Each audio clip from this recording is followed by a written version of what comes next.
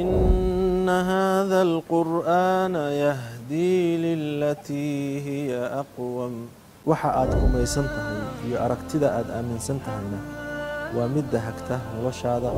waxa aynu rabnaa inaynu qaran toosan helno. si aynu qaran toosan u helno marka waa inaynu horta marka hore helno qof toosan. Sheikhul Islaam Ibn Taymiyyah raxmatullaahi calayh waxa uu leeyahay cibaado waxa la yiraahdaa magac kulansanaya wax walba oo uu Ilaahay raali ka yahay oo uu jecel yahay. akhlaaq wanaagsan waxa laga wadaa inaad ula dhaqantid dadka sida aad jeclaan lahayd inay adiga ula dhaqmaan. waxa loo baahan yahay noloshaada oo dhan inay ahaato cibaada midaad Ilaahay ku raali gelinayso.